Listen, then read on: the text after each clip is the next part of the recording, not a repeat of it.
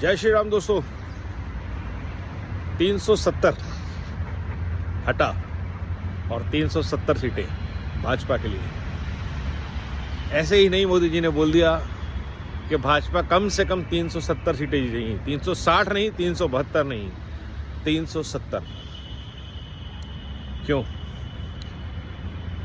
कुछ लोगों ने बोला ये मोदी जी का ईगो है, घमंड है, ऐसे बात कर रहे हैं। घमंड नहीं है, उनका देश के प्रति विश्वास है। उनको ये विश्वास है कि जो काम उन्होंने किया, जो काम 70 सालों में नहीं हुआ, 370 हटाने का, देश को एक सूत्र में पिरोने का, कश्मीर से लेकर कन्याकुमारी तक एक भारत श्रेष्ठ भारत का सपना बुनने का, वो उन्होंने करके दिखाया। और उसके अगेंस्ट अगर उन्होंने बोला कि भारत उनको 370 सीटें देगा तो गलत रहेगा। आज भारत का मन है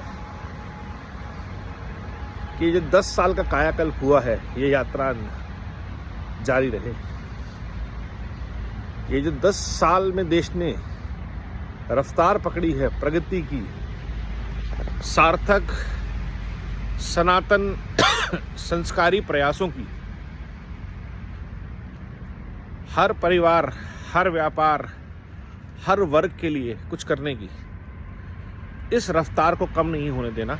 और किसी भी पारिवारिक भ्रष्टाचार युक्त संगठन को, गठबंधन को तो कतई नहीं आने देना। ये देश ने ठान लिया है। आप किसी से भी बात कर लीजिए, ऐसा नहीं है कि सब कुछ परफेक्ट हो गया 10 साल में। बहुत सारी चीज़ें में अभी भी कमी है और उसको दूर करने का काम सिर्फ मोदी जी कर सकते हैं। ये देश का विश्वास है। तो इसलिए नए सपनों का ताना बाना बुनो, फिर एक बार मोदी सरकार चुनो।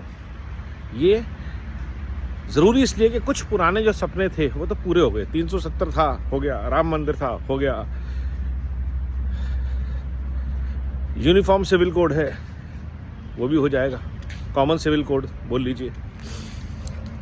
ये 3 मुख्य वादे थे। तो अब मांगो, अब वक्त है भारत को डिमांड करने का मोदी जी से कि मोदी जी ये होना चाहिए भारत में। और जहां तक इस सरकार की नीति और नीयत नजर आ रही है, जो भारत ने भारत हित में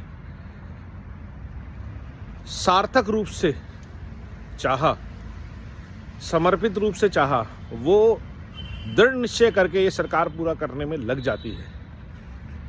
चाहे रशिया यूक्रेन वॉर के अंदर देश के लिए ऑयल के रेट बढ़ने नहीं देना हो, जब पूरे यूरोप की गैस और ऑयल सप्लाई ठप हो गई तब भारत की निरंतर जारी थी। बहुत बड़ी बात है। चाहे किसानों के लिए पेंशन योजना हो, जो आज तक किसी ने कभी नहीं सोची, चालू है। चाहे महिलाओं के लिए बहुत सारी सुविधाएं, और सिर्फ उनको सुविधाएं नहीं देनी, उनको एम्पावर करने के लिए जो प्रयास सरकार ने किए, वो कभी सोचे ही नहीं गए थे। और 26 जनवरी की परेड तो लोगों के मन मस्तिष्क में ऐसा छाप छोड़ गई है कि कोई ऐसी महिला किसी समाज, किसी वर्ग की हो ही नहीं सकती जो मोदी जी के इस डेडिकेशन से, इस एफर्ट्स से प्रभावित ना हो। और ये सब ड्रामा नहीं है, ये सबको पता चल गया अब तो।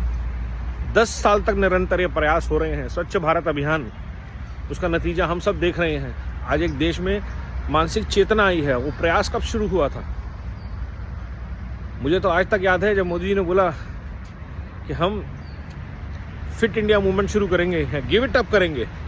देश ने अपने कनेक्शन छोड़ दिए थे और 10 साल तक उस चेतना को जागृत रखना, उस प्रभाव को कायम रखना, उस आत्महत्या के साथ लगे रहना। ऐसे इंसान ने अगर 370 सीटों का लक्ष्य रखा है, मांग नहीं कह रहा मैं, लक्ष्य, तो भारत उसका पुरजोर समर्थन करेगा। एकजुट होके भाजपा के ऊपर मोहर लगाएगा, कमल के फूल पर मोहर लगाएगा। अब की बार 370 पार और अब की बार 400 पार, दोनों चलेंगे। और सबसे इंपॉर्टेंट बात, रिक्वेस्ट भाजपा से, जो लोगों का फीडबैक जनमन सर्वे पे आ रहा है, जिन एमपीज ने इतनी बड़ी सपोर्ट होते हुए भी काम नहीं किया है उन सबको बदल दीजिए। देश मोदी जी के लिए वोट देगा, नालायक लोगों के लिए नहीं। मेरिटोक्रेसी की जो दौड़ है वो स्टार्ट होगी भाजपा के अपने घर से। तो कोई कितना भी कद्दावर नेता हो, अगर उसने 5 साल में, पिछले 5 साल में, 10 साल में नहीं तो कम से कम पिछले 5 साल में MP लैड्स फंड्स का सही इस्तेमाल नहीं किया और उसकी डेटा रिपोर्ट नहीं है पब्लिक डोमेन में, उसको टिकट नहीं मिलना चाहिए। Simple parameter. उसने कितनी पब्लिक एंगेजमेंट की पिछले 5 साल में, कितना ज़मीन पे गया, कितने लोगों से मिला और कितने क्षेत्रों में मिला। जितने क्षेत्रों में वोट मांगने गया था जितने क्षेत्रों में वोट मांगने गया था उतने क्षेत्रों में उसके बाद गया नहीं गया कभी। और अगर नहीं तो जय श्री राम।